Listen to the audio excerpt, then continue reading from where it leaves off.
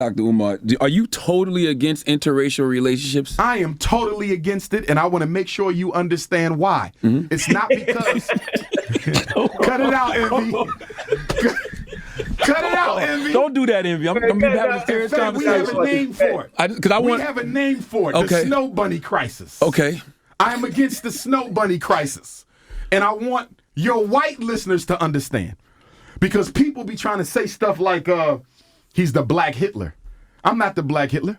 I am in no way interested in hurting or harming the life of any human, white, Asian, Chinese. I believe in respecting everybody. The reason I'm against interracial marriage, Envy and Charlemagne, is because marriage is an economic contract. It's an economic contract. Most women do not marry down in status. They marry up.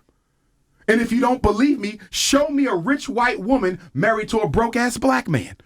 Have you ever seen a rich white woman marry a broke-ass black man? No, you have not, and you never will. Because marriage ain't about love, it's not colorblind, and it is totally economic.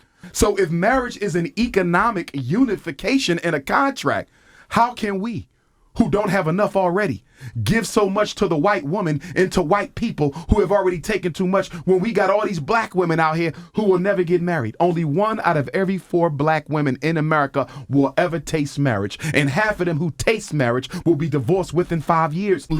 Right. How does Dr. Umar feel about being the black boogeyman for interracial relationships? It's good and it's bad. Okay. The good side is I hear from a lot of brothers who have gave up the bunny hopping. They send me messages, inbox, they stop me at the airport. So I do see the positive effect. You know, brother, I'm with a queen now. I see the difference. If I never listened to you, I would have never really evaluated my behavior. That's the good side. Gotcha. The not so good side is I also get the hate mail from brothers who are committed to the bunny hopping. Gotcha. Right? And they can be very aggressive in their repudiation of my position. I was at the airport coming from Atlanta last week, and I don't know what they be expecting, but when I see a brother with his snow bunny at the airport, it's almost as if they expect me to approach them or something. Like we going through security, and the brother with the white girl, and they looking at me like they waiting for me to swing on them or something. I'm like, bro, it ain't that deep, man.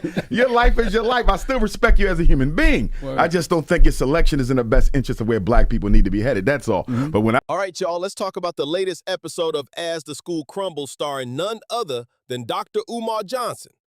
So look, Umar Johnson has been on The Breakfast Club more times than DJ Envy has apologized for something.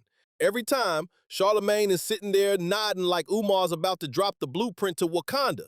Charlemagne even hyped him up as the savior of Pan-African education, like this is the man that's gonna save our children.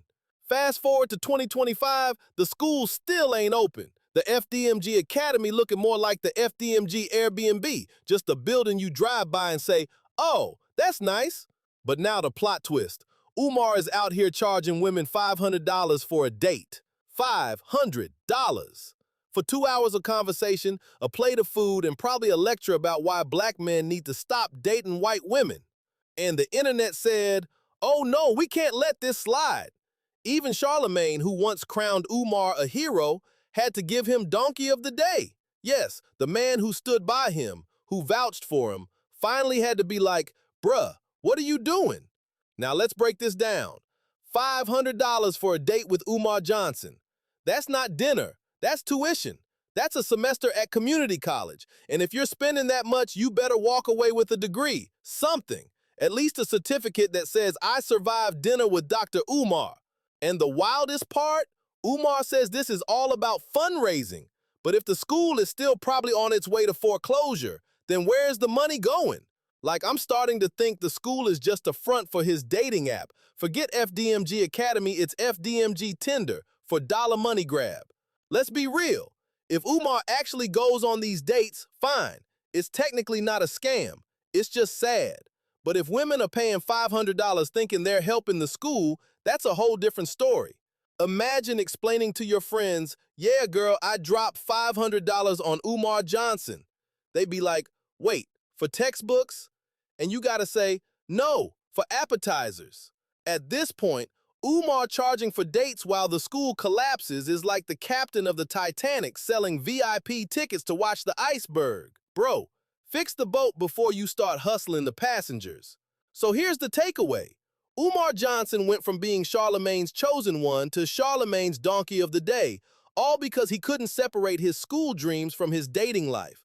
And honestly, that's the real tragedy. The school never opened, the money's gone, and now the only thing he's teaching is how to finesse your supporters.